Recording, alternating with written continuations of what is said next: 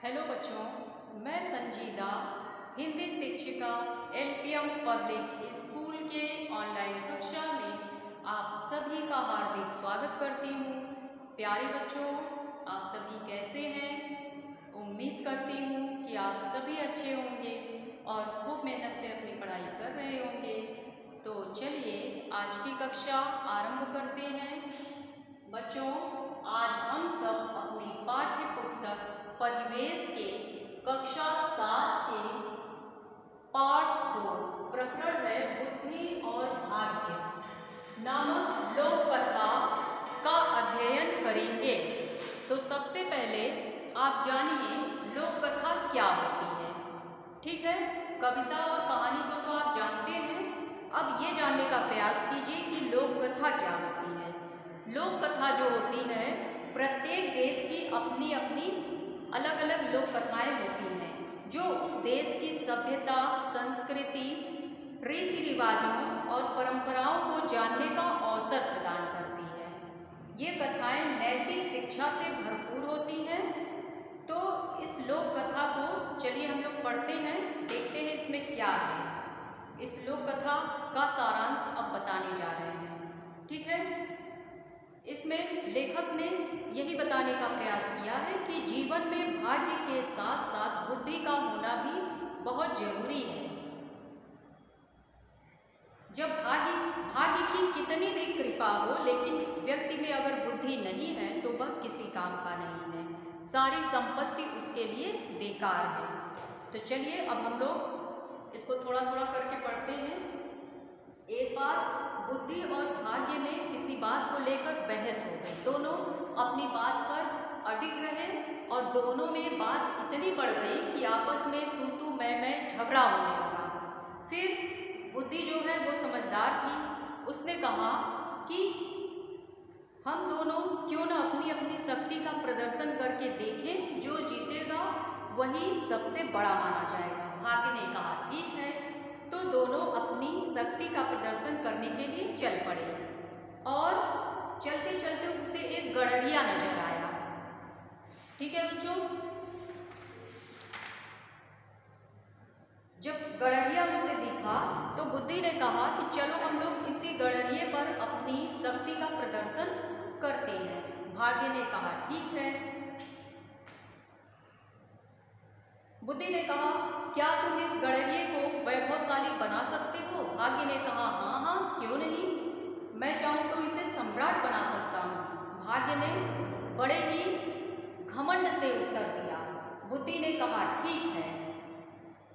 ध्यान देना, अभागा कहीं सम्राट बनते बनते अपने प्राणों से हाथ न धो बैठे तो रहने दो। तो भाग्य कहता है अब तुम अपने वचन से पीछे हट रही हो। भाग्य ने गुस्से से कहा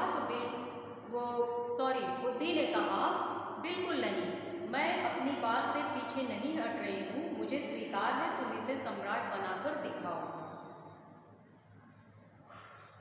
मैं जब इसे लोगों पर शासन करते देख लूंगी तब तुम्हारे सामने सिर झुका दूंगी, नहीं तो तुम्हें मेरे सामने सिर झुकाना होगा। तो भाग्य ने कहा ठीक है, अब देखो मैं कैसे गड़रिये पर अपनी कृपा का हाथ रखता हूँ। और जब गड़रिये के सर पे भाग्य ने अपना हाथ रखा तो उसी समय बुद्धि भाग्य का हाथ छोड़कर दूर जाकर खड़ी होकर देखने लगी। क्या हुआ, गड़रिया जब आगे बढ़ा तो उसे रत्नों से जड़ी हुई एक खड़ाऊ दिखाई पड़ी और उसने जब पलट कर देखा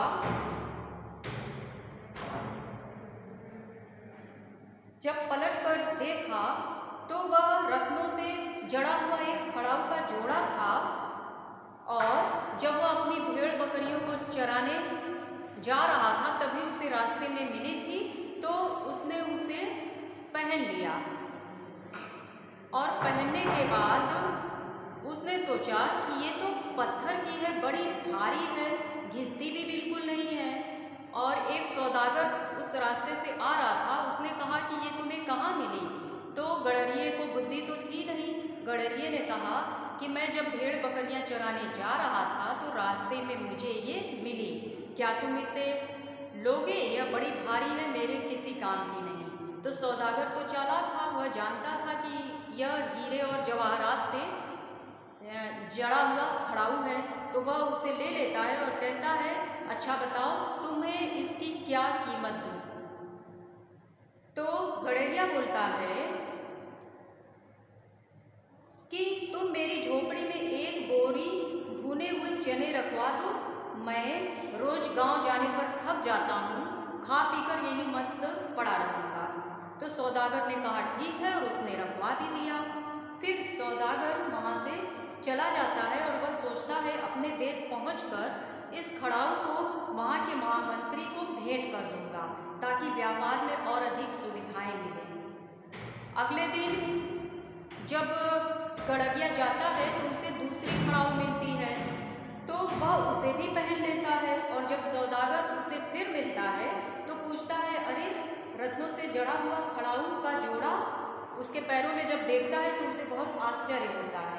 उसने कहा, लगता है इस गड़रिये पर भाग्य की अपार कृपा दिखती है। उसने पूछा सौदागर ने गड़रिये से कि ये तुम्हें कहाँ मिली? तो गड़रिये ने कहा कि पता नहीं कौन मेरे रास्ते में रख जाता है और मैं इसे पहन लेता हूँ। तो वो पूछता है, क्या तुम इसे मुझे देना चाहोगे? तो गड़रिया बोलता है कि हाँ हाँ क्यों नहीं, ले लो। तो सौदागर कहता है, इसके बदले में तुम्हें क्या चाहिए? तो गड़रिया बोलता है, अब की बार 2 बोरी चने और 10 भेली गुड़ रखवा दो। तो वह रखवा देता है और सौदागर वहाँ से चला जाता है।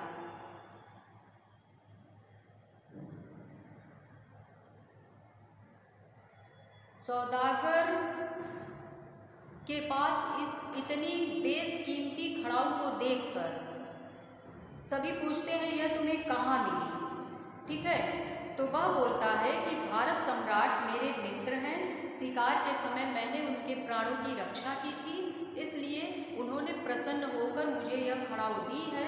यह बहुमूल्य खड़ाऊ मेरे पास शोभा नहीं देती, तो उसे क्या किया, उसने सम्राट को दे दिया, और सम्राट ने उस भेंट को स्वीकार किया। सम्राट ने सौदागर से कहा कि पुरस्कार के तौर पर मैं तुम्हें 1 लाख मुद्राएं दूंगा, लेकिन तुम ये बताओ क्या भारत सम्राट के कोई पुत्र भी है? तो सौदागर बोलता है कि नहीं, भारत सम्राट जो है वो तो खुद ही अभी जवान और अविवाहित हैं, बड़े ही शांत और सज्जन हैं। सौदागर झूठ बोला। तो सम्राट कहते हैं कि तुम उनसे राजकुमारी का विवाह करने की बात करो। तो वो बोलता है ठीक है, और सम्राट प्रसन्न होकर सौदागर को हर तरह की सुविधाएं देते हैं और उसे राजदूत की पदवी भी मिल जाती है। अब सौदागर प्रणाम करके चला जाता है, लेकिन वह झूठ बोलता है, तो उसे बहुत चिंता होती है कि अब मैं भारत सम्राट किसे बनाऊं। तो एक दिन ऊँटों पर सैकड़ों मन पीतल लदवाकर वह फिर व्यापार के लिए निकला। कौन? सौदागर।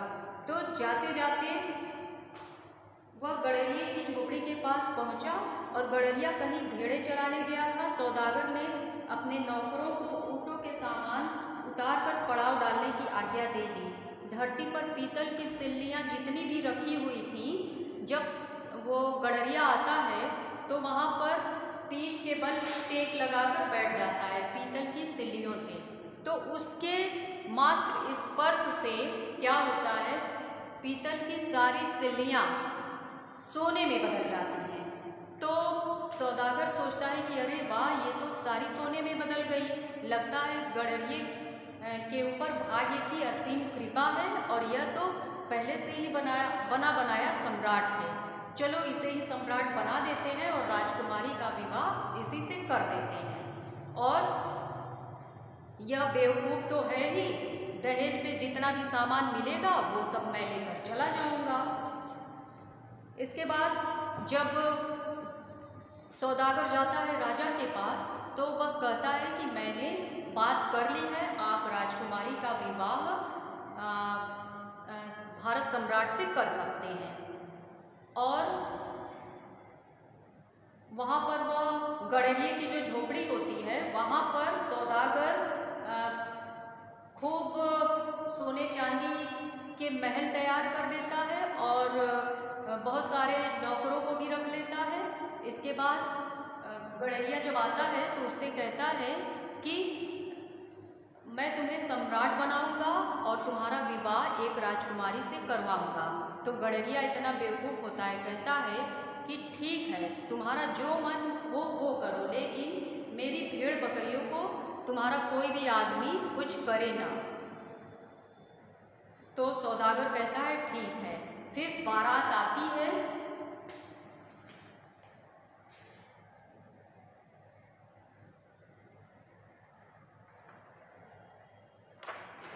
देखिए, फिर सौदागर जो है गडरिये को दूल्हा बनाकर शाही बारात सजाकर विवाह के लिए जब निकलता है तो लोग उसको देखते हैं। हाथी, घोड़े और रथों की बहुत ही लंबी लाइन लगी होती है। दूल्हे के साथ सौदागर हाथी पर बैठा बैठा आगे जा रहा होता है। उसके आगे सहनाई बजती है, लड़की वाले उनका जोरदार स्वागत करते हैं। जब यह गडरिया देखता है तो बहुत परेशान होता है। उसने सौदागर के कान में धीरे से कहा, कहीं ये लोग मुझे पकड़ने तो नहीं आए, कहीं मेरी भेड़ बकरियों ने इनका कुछ नुकसान तो नहीं कर दिया। तो स्वागत करने वालों ने महामंत्री सौदागर से पूछा कि भारत सम्राट क्या कह रहे हैं। तो सौदागर ने कहा, हमारे भारत सम्राट का कहना है कि स्वागत में आए हुए प्रत्येक आदमी को 10-10 सोने की मोहरें इनाम में दी जाए। तो चारों ओर से गडरिया सम्राट की जय के नारे गूंजने लगते हैं और बुद्धि जो है उस गडरिये को देखकर खूब हंसती है। इसके बाद भाग्य ने बुद्धि से कहा कि देखो, मैंने इसे सम्राट बना दिया। तो बुद्धि कहती है कि ये सब तो सौदागर की मेहरबानी से हुआ है, क्योंकि मैंने सौदागर का साथ नहीं छोड़ा। सौदागर के सहारे मैं और तुम अपनी अपनी मंजिल की ओर आगे बढ़ रहे हैं। इस कहानी के अंत में हमारी हार जीत का फैसला होगा। जब बात आगे बढ़ जाती है, बारात की अगवानी होती है, दावत होती है, रात को भावरे पड़ते हैं। भावरों के बाद जब दूल्हा गडरिया चित्रशाला में जाता है तो वहाँ बहुत परेशान होता है। डर के मारे उसका बुरा हाल होता है। वह सोचता है आखिर ये सब क्या हो रहा है, मैं इन फिजूल के चक्करों में क्यों पड़ गया। गडरिया को पता भी नहीं होता कि मेरा विवाह हो रहा है। और जब आधी रात होती है तो उसे पायलों की आवाज़ सुनाई पड़ती है। इसके बाद गडरिया इतना डर जाता है, वह सोचता है कि बचपन में मैंने भूत प्रेतों की कहानियाँ सुनी थी, लगता है कि कोई चुड़ैल आ रही है, उसी के पायलों की आवाज़ है। तो वह डर के मारे कमरे में जो खिड़की होती है उस पर चढ़ जाता है और सोचता है कि जब चुड़ैल आएगी तो मैं खिड़की से नीचे कूद जाऊंगा ताकि चुड़ैल मुझे पकड़ ना सके।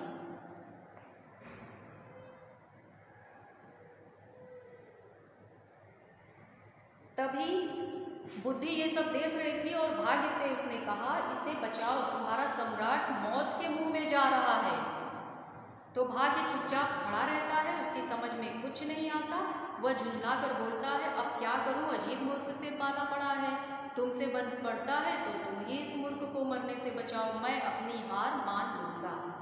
तो बुद्धि कहती है, तथास्तु, ऐसा ही हो। यह कहकर बुद्धि गडरिये के दिमाग में घुस जाती है। बुद्धि के आते ही ऊंचाई से धरती को देखकर गडरिया सोचता है, नीचे गिरकर मरने से क्या लाभ। जब बुद्धि गडरिये के दिमाग में आ जाती है तो गडरिया कहता है कि नीचे गिरकर मरने से क्या लाभ। उसे फिर धीरे धीरे सारी बातें ध्यान में आने लगती हैं कि उसका विवाह हुआ था, शायद उसकी दुल्हन उससे मिलने आई हो और मैं यह कैसी मूर्खता करने जा रहा था। धीरे धीरे सारी कहानी उसके दिमाग के सामने घूमने लगती है।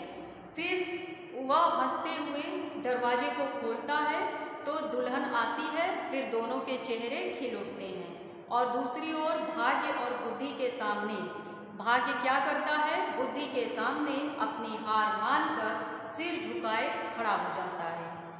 तो बच्चों, उम्मीद करती हूँ कि ये कहानी लोक कथा आपके समझ में आ गई होगी और इस कहानी का यही उद्देश्य है कि जीवन में भाग्य के साथ बुद्धि का होना भी बहुत ही जरूरी है। चाहे भाग्य की कितनी भी कृपा हो, लेकिन अगर बुद्धि नहीं है तो सारी संपत्ति उसके लिए बेकार है। तो चलिए, इस कहानी को आप लोग अच्छे से समझ लीजिएगा। अब आज के लिए बस इतना ही। धन्यवाद।